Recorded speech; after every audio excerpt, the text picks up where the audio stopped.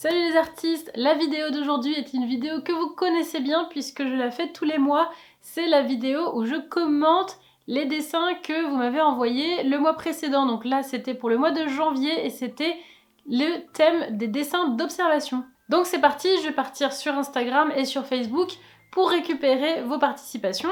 On va commencer par Megan qui avait participé pour le mois de décembre et je t'avais oublié Megan, je suis désolée. Donc je vais regarder ta participation aujourd'hui, il s'agit d'un très joli paysage. Donc déjà Megan, un grand bravo à toi sur le travail des arbres. Déjà les couleurs sont très bien puisque ce sont différents degrés de vert, ce qui fait que ça donne vraiment quelque chose de varié et très harmonieux.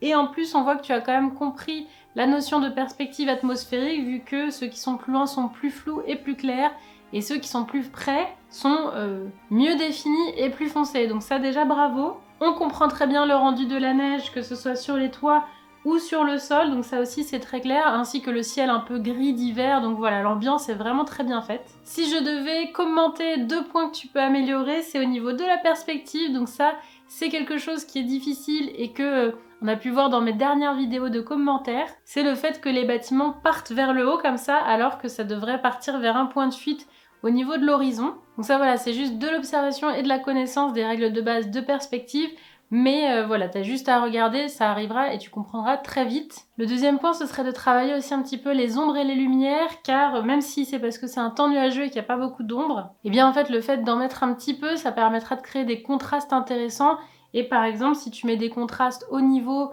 de l'église, ça la fera ressortir dans ton image, donc ça sera très intéressant. Allez, on passe maintenant vraiment au dessin d'observation que vous m'avez envoyé, donc en commençant par Instagram. On commence avec une image de Los Valas, je sais pas comment tu prononces, Los Wallace.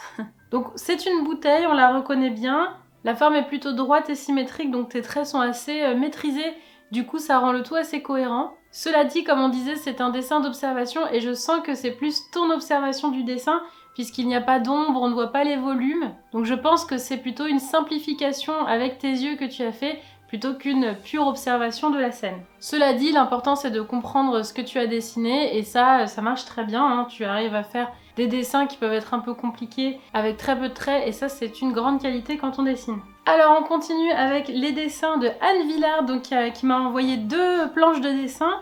La première avec plein de dessins d'observation, avec un côté très années 90, donc j'ai beaucoup aimé cette petite planche de dessin qui m'a rappelé plein de souvenirs, puisque je suis un enfant des années 90 également. Je dirais bravo parce que tu as mis des ombres, les formes sont quand même très cohérentes, on reconnaît bien les objets, ils sont vraiment très bien réalisés. Notamment si on prend l'exemple de la Game Boy, donc tous les traits sont bien droits, assez fins et tu ne repasses pas plein de fois sur le trait, donc vraiment on sent que tu maîtrises quand même pas mal ton trait. Il y a aussi un jeu au niveau des ombres et ça c'est vraiment très bien, ça ajoute encore plus de réalisme. Si je devais chipoter, je dirais juste peut-être de rajouter des ombres plus dures parce que c'est vrai que tu les as beaucoup floutées et ça marche très bien, mais pour rendre le côté un peu plus dramatique ou plus fort, par exemple dans les boutons ou dans les enceintes, ce genre de choses, tu peux y aller. Ça c'est vrai que quand on est débutant, on a tendance à ne pas oser rajouter des ombres fortes, mais je t'invite à essayer parce que ça donnera beaucoup d'attrait à tes dessins. Et le dernier dessin Instagram, c'est celui de Nad David 64. Donc il s'agit d'une théière avec une tasse sur un petit plateau. Et franchement, bravo à toi parce que le réalisme est assez fort. Et surtout, tu as mis plusieurs objets ensemble et c'est vraiment pas facile de travailler plusieurs objets qui ont des relations les uns avec les autres. C'est difficile d'avoir la bonne taille, que les proportions de chacun soient respectées et que la relation entre les objets soit respectée. Donc là vraiment bravo, c'est un très très bon travail. J'aime beaucoup aussi le fait que tu aies rendu les ombres avec des traits plus ou moins espacés, donc c'est plutôt des hachures je dirais, mais c'est des courbes. Ça donne un style assez dynamique que j'aime beaucoup. Et du coup, si je devais vraiment chipoter, mais là on est vraiment sur du chipotage, je dirais de faire juste attention aux derniers détails parce que c'est déjà un très bon travail. Donc c'est juste un travail de détail très précis à la fin. Par exemple au niveau de l'anse de la théière où il y a une petite courbe qui pourrait être juste un tout petit peu corrigée. Et aussi certaines ombres un peu plus fortes comme par exemple à l'intérieur de la théière. Je pense que là tu peux mettre quelque chose de quasiment noir. Mais en tous les cas bravo, c'est très réussi. Alors on passe à présent à Facebook, je vais les chercher. Alors commençons par Jocelyne qui a envoyé une magnifique plante. Alors l'image est un petit peu floue sur ma tablette mais quand même je vais dire tout ce que je vois. Déjà, bravo parce que les plantes, personnellement, je trouve ça assez difficile. Il y a plein de détails et surtout, les plantes d'intérieur comme ça, qu'on va faire avec du réalisme, il va falloir dessiner toutes les branches, toutes les feuilles. C'est un peu du travail d'orfèvre, que toutes les feuilles aient l'air cohérentes entre elles. Et ça, vraiment, bravo. Et en plus, le travail des feuilles est très délicat. Alors, je ne sais pas du tout, je n'y connais rien en plantes, mais on voit que ce sont des feuilles sombres à l'intérieur et claires à l'extérieur, et tu l'as fait vraiment dans les détails pour toutes les feuilles, donc vraiment, c'est très beau. Le seul tout petit point, mais là, c'est vraiment parce que je commente, et c'est pour ça que je relève les choses, c'est au niveau du pot. Il a l'air un petit peu plus il a l'air en fait de pencher un petit peu vers la gauche, parce que les deux anses, donc elles sont comme ça au lieu d'être comme ça. Enfin, du coup, ça n'a pas l'air 100% symétrique. Après, voilà, comme je disais, l'image est un peu floue, donc c'est peut-être moi qui vois pas très bien, mais en tout cas, c'est vraiment un très très beau dessin d'observation, donc vraiment bravo à toi. Alors ensuite, nous avons Sabine qui a réalisé donc le dessin d'un aimant sur son frigo. Alors, bravo pour l'ingéniosité parce que du coup, effectivement, c'est un dessin d'observation, mais c'est un oiseau statique que tu as regardé, donc c'est plus simple. Donc voilà, c'est une façon comme une autre d'apprendre le dessin d'observation. Alors je ne sais pas à quoi ressemble l'aimant, donc je ne peux pas vraiment avoir de retour sur le dessin en lui-même, dans le sens où je ne sais pas si ça ressemble ou ça ressemble pas. La seule remarque que je ferais, c'est au niveau des splashes de couleurs, donc ça déjà c'est une excellente idée pour donner de la personnalité au dessin. Je pense qu'il faut juste apprendre à doser, à pas en mettre trop, parce que ça peut peut-être un petit peu réhumidifier et un peu endommager le dessin qui est en dessous. Donc ça, c'est juste un équilibre à chercher, donc tu peux tester les prochaines fois et tu verras, ça arrivera très vite.